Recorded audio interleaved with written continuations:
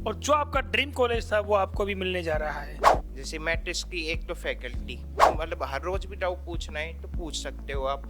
Teacher आपके लिए रुका रहेगा, हमेशा टीचर एक तरह से अवेलेबल रहता था। मैट्रिक्स का हमने चयन किया और बच्चे ने भी अपनी लगन और मेहनत से अच्छी मेहनत करके दिखाई। सीकर में मैट्रिक्स से बढ़िया कोई ऑप्शन नहीं है। कितना अच्छा लगता है जब आप कोई सपना देखें और जब सपना वो पूरा हो जाए, बहुत अच्छा लगता है। और ऐसा ही एक सपना पूरा किया है देवांश शर्मा ने। क्या उनका सपना था, क्या उन्होंने पूरा किया है, सब कुछ इन्हीं से जानेंगे आज। सबसे पहले देवांश, आप अपना इंट्रोडक्शन शॉर्ट में। मेरा नाम जैसे सर ने बताया देवांश शर्मा है और मैं बेरोर में रहता हूँ। और इस साल मेरा जेईई एडवांस में 8077 रैंक आई है। और ये रैंक ऑफकोर्स एक कोचिंग मैट्रिक्स से सीकर से आई है। और मेरे पिता का नाम राकेश कुमार शर्मा है, माता का श्रीमती सविता तिवारी है। आपने अभी हाल ही में जो जेईई एडवांस का जो एग्ज़ाम हुआ है वो क्वालिफाई किया है और जो आपका ड्रीम कॉलेज था वो आपको भी मिलने जा रहा है। आपने सबसे पहले आईआईटी का नाम कब सुना था और कौन सी क्लास में सुना था? आईआईटी का नाम मैंने 6th क्लास से सुनता आया हूँ। जैसे कि ऑफकोर्स एक इंडिया का सबसे मोस्ट इम्पोर्टेंट कॉलेजों में एक आता है वो। और जब से फिर टीचर भी हमेशा बोलते थे कि आईआईटी में ही जाना है। जैसे मैथ साइंस का जिसका भी रुझान होता है वो एक तरफ आईआईटी एक एम लेके चलता है। फिर 9-10 से थोड़ा मैं उस चीज़ के प्रति सीरियस होने लगा था और 11-12 फिर मैंने कोचिंग वहाँ सीकर जाके करी। तो जब आप सीकर गए तो सीकर में आपको बहुत सारी और कोचिंगों का भी ऑप्शंस मिले होंगे, तो आपने मैट्रिक्स को ही चुनाव क्यों किया?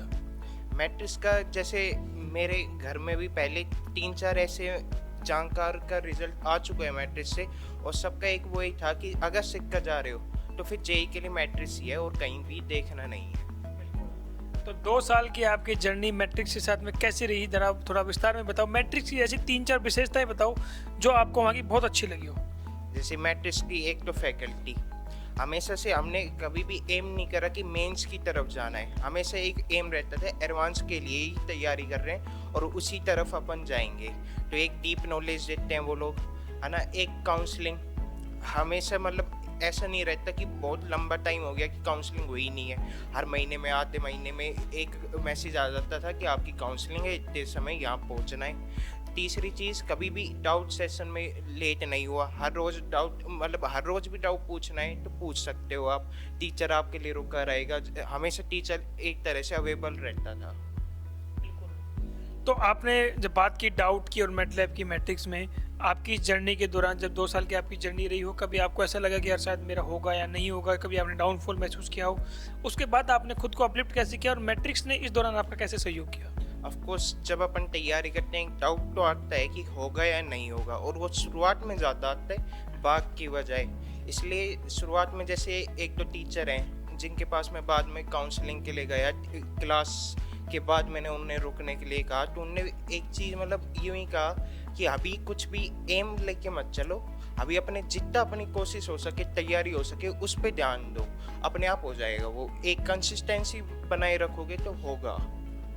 जैसे एक एक्स के सर नाम से थे फिजिक्स में, है ना, उनने कभी मतलब ऐसा एक होता है कि टीचर का रिलेशन ही बन जाता है, वो बना के रखा। कभी फ़ोन कर लो, कितने बजे कर लो, हमेशा साथ खड़े रहते थे। बिल्कुल। तो आपके इस जर्नी में टीचर्स का भी काफ़ी बड़ा योगदान रहा है। बिल्कुल। तो मैं देवांश के पिताजी के पास आता हूँ। सर, एज ए पिता जब अपने बच्चे कामयाब होते हैं तो नो डाउट अपने हर माता पिता को अच्छा लगता है।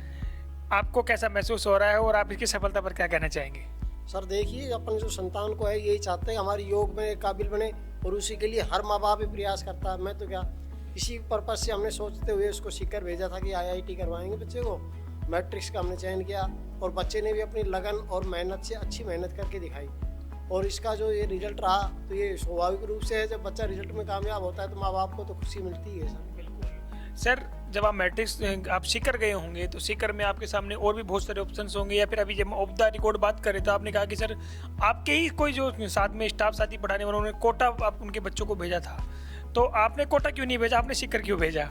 सर 2 कारण थे। एक तो कोटा क्या था, एजुकेशन हब के नाम से तो फेमस था, बाकी उतना ही उसमें क्राइम भी सुनने में आ रहा था। और दूसरी बात, हम हमारे बच्चे के साथ रहने में थोड़ा असमर्थ थे, क्योंकि दोनों गवर्नमेंट जॉब में थे, इसलिए वहाँ रहना पॉसिबल नहीं था। तो ये सोचा कि सीकर हमारे नियरेस्ट भी है, बढ़िया माहौल है, तो यहाँ तो हम जाके बच्चे को महीना 20 दिन में संभाल भी आएंगे और कोई दिक्कत भी नहीं रहेगी, छोटा सिटी है, अच्छा माहौल मिलेगा। ये सोच करके हमने फिर मैट्रिक्स के बारे में पहले सुन ही रखा था कि काफ़ी अच्छा रिजल्ट दे रहा है, बहुत अच्छी वो रेस्पॉन्सिबिलिटी है, तो ये सोच के हमने सर सीकर का चयन किया। तो सर आपका बेटा 2 साल वहाँ पर पढ़ा, 2 साल की आपको कभी दिक्कत समस्या आई हो तो मैट्रिक्स ने आपको कभी किस तरीके से सहयोग किया? सर मैट्रिक्स का पूरा सहयोग रहा। हमें जो भी कभी समस्या आती थी तो हमने काउंटर पे या कभी पूछते थे फ़ोन करके, तो हमारी समस्या सोल्व भी होती थी। और ये सोच के ही हमें काफ़ी प्रसन्नता भी रही, वहाँ हमने बच्चे को सही भेजा है, सही चयन किया है। बिल्कुल सर, जो माता पिता अभी अपने बच्चों का IIT JEE या फिर कहीं और किसी में तैयारी करवाने की सोच रहे हैं, तो आपका उनके लिए क्या मैसेज रहेगा? मैसेज ये रहेगा, अगर आप मान लो वास्तव में JEE की तैयारी करवाना चाह रहे हो तो सीकर में मैट्रिक्स से बढ़िया कोई ऑप्शन नहीं है। Thank you sir. मैं वापस देवांश के पास आता हूँ। देवांश, आप मुझे, अगर मैं आपसे 24 घंटे में आपके दिनचर्या जानना चाहूँ या फिर मैं समराइज किया कि आप 24 घंटे में आपका शेड्यूल क्या रहता था, आप मुझे बता सकते हैं? जी सर, जैसे मैं 6-7 बजे उठता था रोज़, है ना, और फिर 10-11 बजे तक मैं पढ़ता था। फिर 10-11 से 11:30 तक जैसे अपने रोज़ के शेड्यूल हो गया वो करता था। फिर 11:30 से 12 तक खाना खाता था। फिर 12 से 3, 3:30, 4 बजे तक मैं पढ़ता था। फिर एक ब्रेक लेता था आधा घंटे का, 1 घंटे का। फिर मैं वापस 7:30 बजे तक पढ़ता था। फिर वापस खाना खा के फिर मैं जितना हो सकता था मेरे से उतना पढ़ता था रोज़। तो आपके हिसाब से एक IIT जैसे टफेस्ट एग्जाम को क्रैक करने के लिए कितने घंटे की पढ़ाई सफिशिएंट होती है? सर जैसे इनिशियल डेज में तो 10 से 12 घंटे होनी चाहिए। फिर जैसे अपन 12th की ओर स्विच करते हैं तो 12 प्लस जानी चाहिए वो फिर। 12 प्लस जानी चाहिए। तो जैसे आपने बात की कि आपने कक्षा 12वीं के साथ में ये एग्जाम क्रैक किया है, तो आपकी कक्षा 12 में क्या कितनी परसेंटेज है? सर मेरी 91% है। 91% है।